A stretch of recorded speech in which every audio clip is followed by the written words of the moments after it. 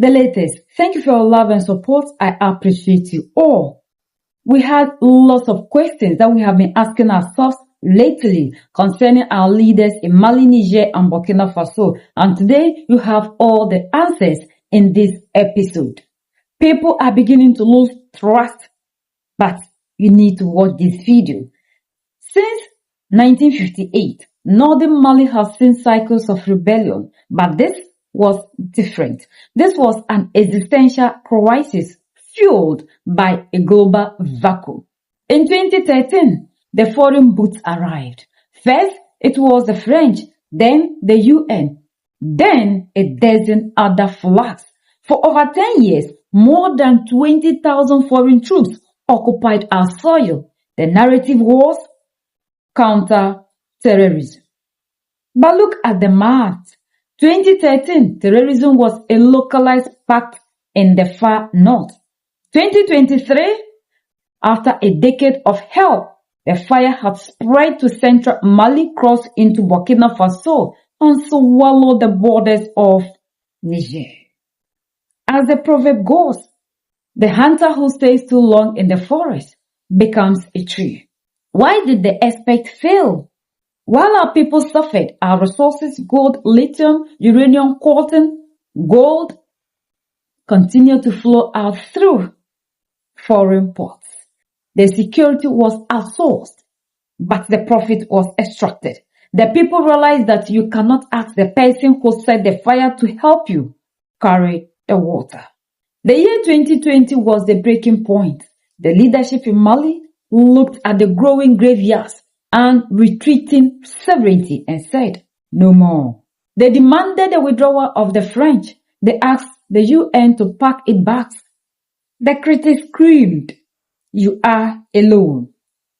But the Sahel answered, it is better to walk alone towards the light than to follow a stranger into a pit. Mr. Ambassador, let me start off by telling you that in Washington there is a lot of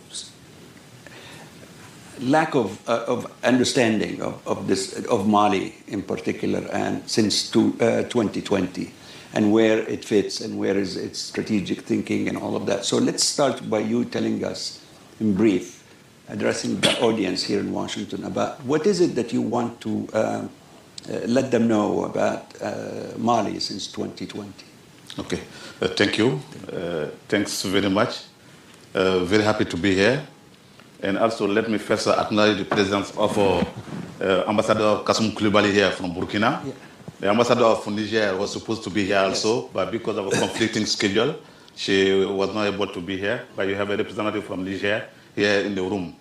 And also please allow me to express my condolences to all the victims of terrorism in our Confederation. You know that we have been a victim of terrorism since more than 10 years now, since the fall of Libya, when Gaddafi was taken down in 2011 by NATO forces, and that caused a lot to our different states, Burkina, Mali, and Niger. And that's the consequences of Gaddafi's death in the region that we are suffering of today. So after that death, we saw so many foreign troops in Mali. And more than 10 years, they were there, according to the narrative, to help fight against terrorism. But what we saw was happening. Instead of fighting terrorism, instead of terrorism going down, it was growing. So with the new government that came in 2020, they have asked all the foreign troops to leave Mali so we can be in charge of our security. And that's what's going on today. And going along, we came to the conclusion that terrorism was getting spread throughout the region. Mali, after Burkina, and then Niger. So we as a tri-state, we came along and formed what we call today the Confederation of the Alliance of the Sahel States, which was in place since July 2024, and Mali assumed the first president. The presidency is rotational. So after Mali, the first presidency was closed in December, And now it's Burkina who is assuming the presidency of the Confederation.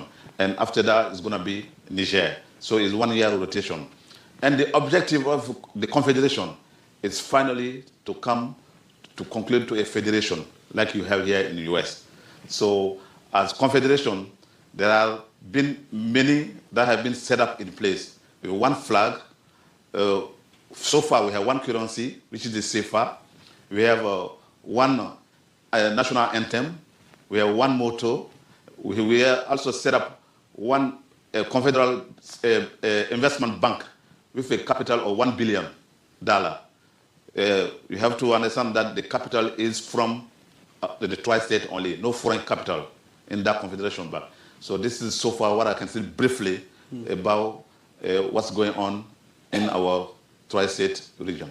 That's very significant. I hope at one point North African countries who started with the same hopes years ago in the Magharibi Union, Yes. and then unfortunately they haven't followed through. That would also forward. But let's start with some good stuff. The IMF has removed Mali from its gray list and sort of, praised it for its anti-corruption processes and its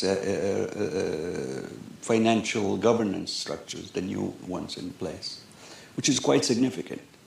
But then at the same time, you have this dispute about the gold mining and all of that, and the signals that are going out to the international market about the new standards or the new policies for gold in Mali.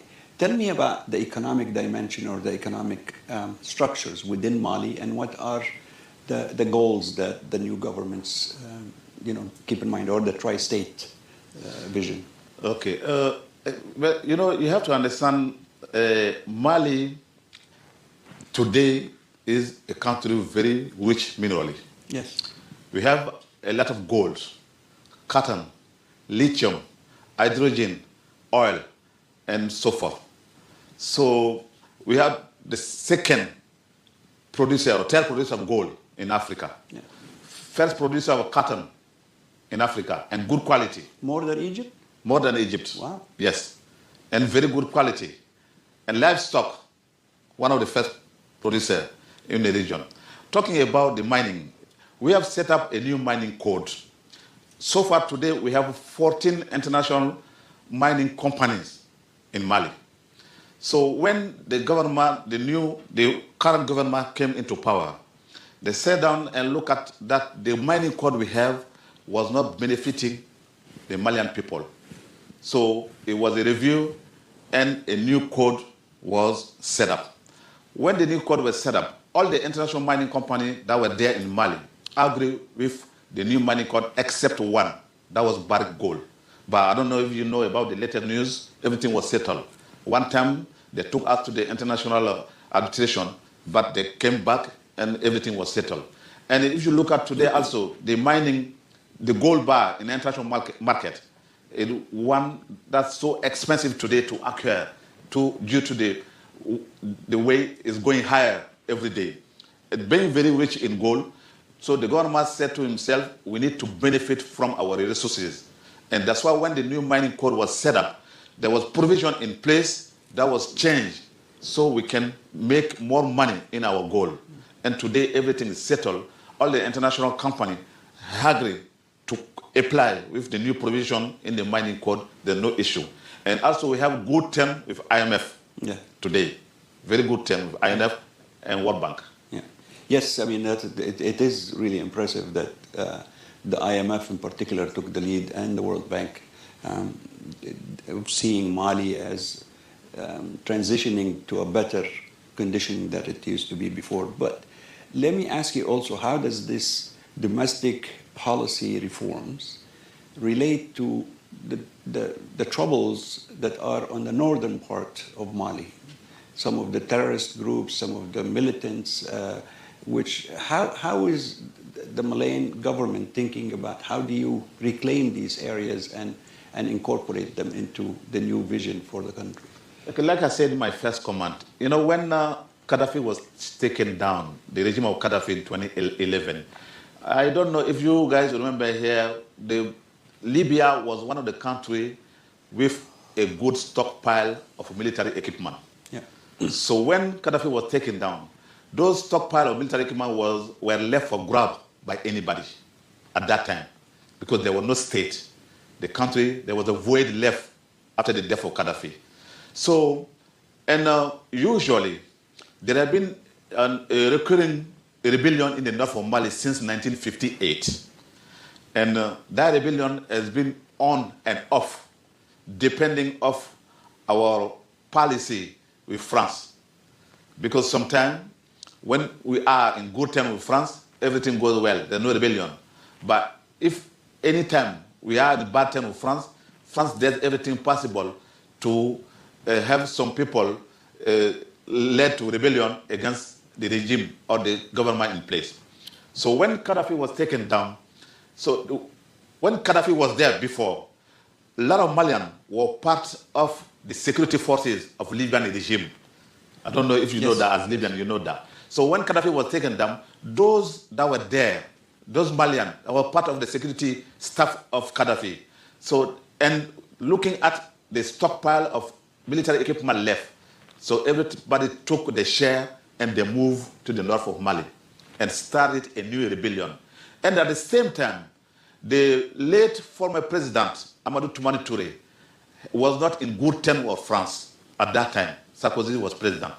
And then those people, when they came from Libya, in the north of Mali, they settled, a new rebellion started and led to a terrorism, what we are feeling today, what we are fighting today, and in the region with Burkina and Niger. That's where the problem lies first. But today, we are not facing rebellion in the north anymore. What we are facing is terrorism. All the group became a terrorist group, and that we are facing, and that the government is fighting against now. Yeah. That's the issue at play right now in Mali. Yes, I mean, there are a lot of Malians who are dual nationals, I know, in Libya, and some of them consider Mali as their center, like Tawarik, for example, historically, and so on. So I see how the collapse of the Libyan regime, which was unstructured and organized, sort of did all of that. But how does that fit now, I mean, this terrorist group, with your relationship with Algeria? The old Algerian agreement was, how is the dynamics now? Because we also, do a lot on the Algerian borders here at Stimson. Okay, like you said, we have an ethnic group in the north of Mali that also, we share the same ethnic group with Algeria, like many countries in Africa. After the independence, the way the former colonial powers set up our countries, it was done according to their own benefit. The countries were set up territorially like that. With Algeria, we have no issue. That the only issue we said, we told to our friend, our brother in Algeria, we have to fight against terrorism. And talking about the Alger Accord, it was denounced by the government because it was not benefiting the people of Mali. What it was signed, it was against the interests of Mali. That's why it was denounced. So all we are asking from Algeria is to play fair game so we can fight terrorists. We have decided to settle in Algeria. So that's all we are asking from our brother of Algeria. Besides that, we have no other issue. But in the spirit of good neighborhood, Algeria should play fairly with us so we can root out terrorism completely in our respective country. Yeah. Well, I'm glad to hear that. There is also the issue of the role that Mali plays in the security dimension of the entire Sahel. And like you pointed out before, it goes, the Sahel even includes places like Libya, Chad, Niger, and so on. Now, I know that the Malian government sort of asked all of the French troops to leave a few years ago, emphasizing that they no longer are needed, or there were all kinds of other speculations about it.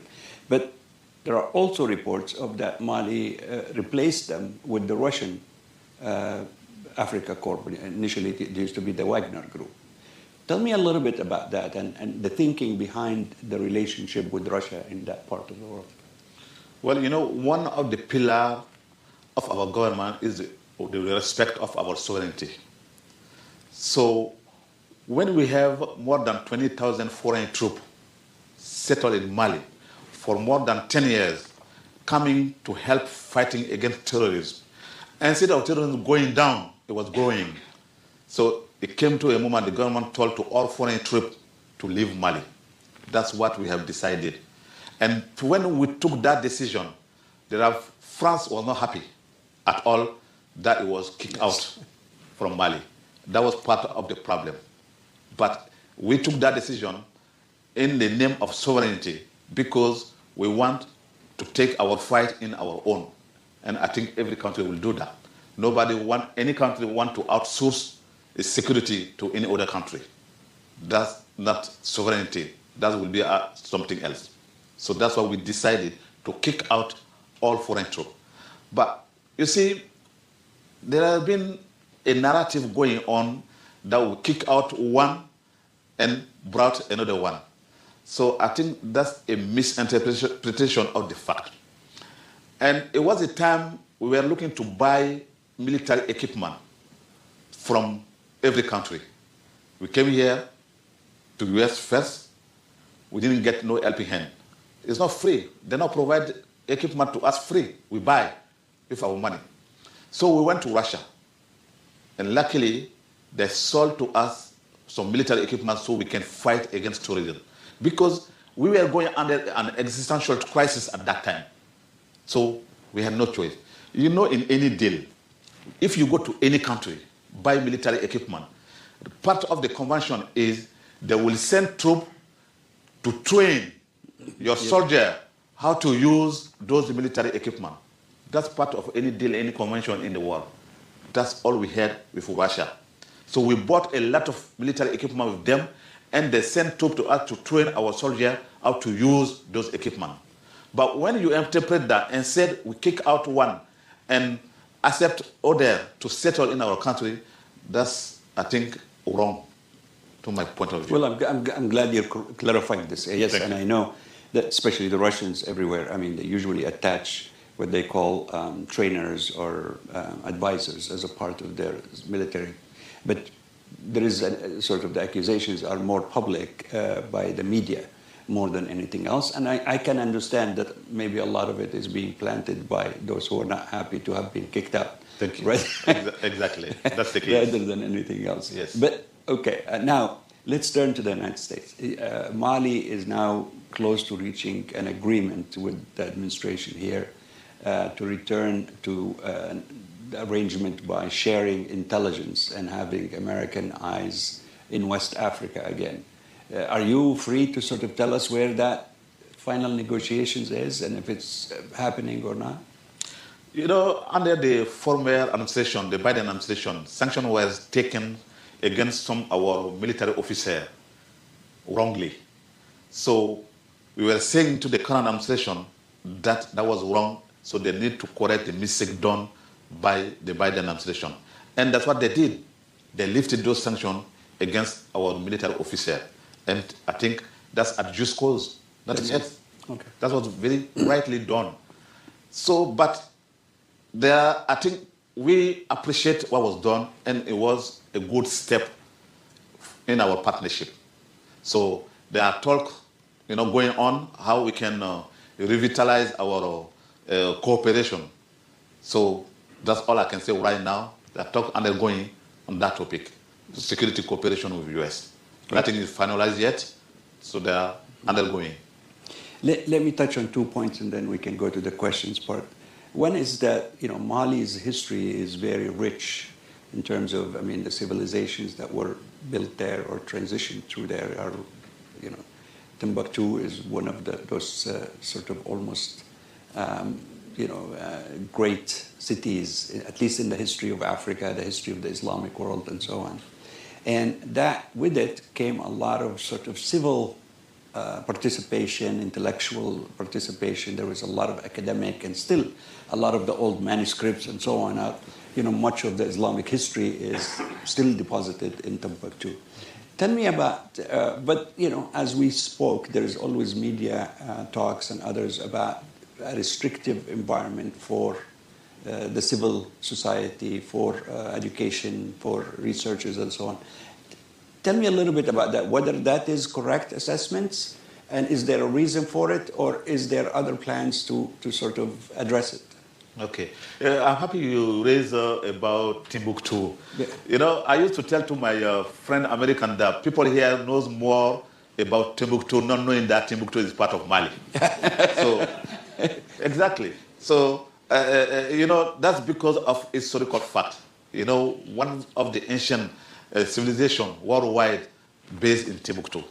So that's part I would actually advise you all to watch some of the documentaries of BBC, specifically about Timbuktu and its civilizational basis. Yes. So part of my duty is to explain to people here that Timbuktu is part of Mali. So you see, so from that standpoint, so everything is going fine.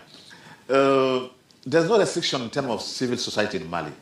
You know, when you find a country in crisis, especially fighting terrorism, and that's one of the common challenge we have today, because one of the objectives also for US is to fight terrorism. So when you get a country like that, fighting terrorism more than 10 years, it's not easy for anybody to move around freely and do whatever you want. So if that's what the media is portraying as a restriction of civil society, I think that's wrong. That's a misinterpretation of the fact on the ground. You know how terrorism deal with people. They tend to create a psychological impact so that people can fear. That's the fact on the ground. Otherwise, we have no restriction against civil society or the movement of people around in the country. Everything is done so that we can provide security as much as possible to our citizens so they can move freely throughout the country. That's the objective. Okay, let's try to conclude with this. Tell me what does 2026 looks for Mali? I mean, what will be the goal, or what would you hope will be the image of Mali and its successes, building on the difficult even situation it has? And then where does the United States fit in trying to help Mali through that process, both economic development, the tri-state alliances? How would that look like in your view? I mean, in your mission here as an ambassador, what would you hope to achieve? Well, the goal for Mali is with the Confederation of the Sahel state that was set up with Burkina and Niger to be a success story in Africa. That's our objective. That's why I said from the beginning, we plan to move from confederation to federation, like you know about federation here in the US. That's our goal. And with that federation, everything has been done as much as possible to move forward so we can have security in our tri-state country. Because we are trying now to form the basis for the federation. And part of that basis is to have security. The fight against terrorism. The U.S. can fit into that because the U.S. have an expertise in fighting against terrorism. So I think to that end, the U.S. is welcome to have talk with our tri-state head of government so how we can work together to address the issue of fighting terrorism. That's our shared goal, that's our shared objective, and the U.S. can do better in terms of intelligence sharing because they have expertise in intelligence sharing, so we can exploit to fight against terrorism in our respective countries. Is there, beyond the terrorism dimension, I think the tri-state actually also form some kind of a much larger economic weight. Where is that in terms of your relationships with We kept saying to our friend in US, to our partner in US, that they are welcome to do business in our country. We have lithium, gold, uranium, hydrogen, a big deposit, and oil. US businesses, US companies are welcome to do business in our company. Everywhere we go, that's the message we convey everywhere. And I want them to come earlier than later, because there are other countries there, waiting to come and sign deal with us. So it's time for the US to move forward, so we don't want to get the blame later on that they are not there. And so far, we have one US company in Mali in gold mining, one, and we are looking for more. And this is the opportunity for me here, really, to tell to my US friends and companies that they are welcome to our confederation. They are welcome to do business, and we are open to do business with them. And you're speaking for the whole confederation, not specifically just necessarily Mali, right? I'm speaking for Mali and also for the confederation, because that's the confederation message that we are open for business. Are you unifying the laws, investment laws, and trade laws? Yes, that's underway. Okay. That's why if you look at first, here in the US, it was a confederation before. So what's the confederation? That to work on the basis in terms of judicial law, in terms of banking system, in terms of investment, so that we can address all the issue and move to the next step. That's the objective. You should focus on Switzerland's confederation. It's a very good example. Thank you. Mali turned to new partners, not as masters, but as vendors. When the West refused to sell the tools of defense, Mali bought them from Russia, not as an exchange of colonial masters, but as a transaction of necessity. The trainers came to teach, but the Malian soldiers held the gun. On July 6, 2024, the script was rewritten. Mali, Burkina Faso, and Niger formed the Confederation of the Alliance of Sahel States. This is not a talking shop. This is a fortress. The single army, a unified defense where an attack on one is attack on all. No more waiting for European intelligence to tell us where the terrorists are hiding in our own backyard. The investment bank, with a capital of $1 billion, 100% African funded, no IMF condition, no foreign leverage. The resources, a new mining code has been forged. For the first time, the gold from our own soil stay in the hands of our children. If you want our lithium, you come to our table, you pay our price. The world calls this instability. We call it independence. We are returning to the spirit of Timbuktu, a center of civilization, not a victim of history. They claim they are here to help us. They claim they are here to make things better, but we always know what they are here for. If even in their presence, we've seen our resources moving, the terrorist activities were sparking, they were spreading, and now they keep spreading, only to benefit them. And we still have African leaders who are sitting here believing that terrorism is as a result of our leaders being military in Mali, Niger, and Burkina Faso, refusing to accept the truth and refusing to unite so we can fight together for our total liberation like the people in Iran are doing. They talk about how they are open for business. Anybody at all can come here. But the only thing is, it's no longer going to be the terms of these people. Our doors are open. But when you come to do business with us, it's not going to be on our terms and conditions. So, majority of us were so disappointed to see them signing deals with the United States of America. Now we are seeing a power struggle. Russia is there.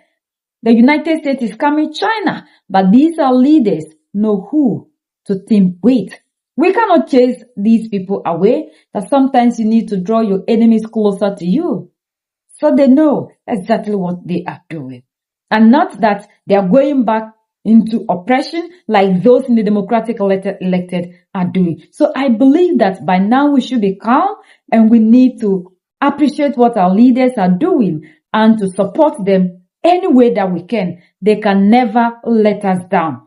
That is why before they do anything, I believe Russia is there. Russia was just in our shoes. Russia both. Even China is still trading with them, even though they know that They are not, you understand? So we cannot isolate them. It's not everything we can find from China and other places. There are certain things that we need from them. And I believe our leaders are building the African so that when we are totally free, we will not need the West any longer. So for now, we need to at least source certain things from them. And I hope by now we are all calm. Our answers are given. And let's keep trusting and supporting these our leaders. This revolution will continue. Motherland or death. United we stand, divided we fall. And united we keep standing forever and ever. The greatest enemy of the African is mental slavery. So let's decolonize ourselves from mental slavery. Let's keep sharing to educate our brothers and sisters. Together we make Africa great for ourselves and the next generations that are going to come. So that's the latest around the world in Africa, West Africa, and in Mali.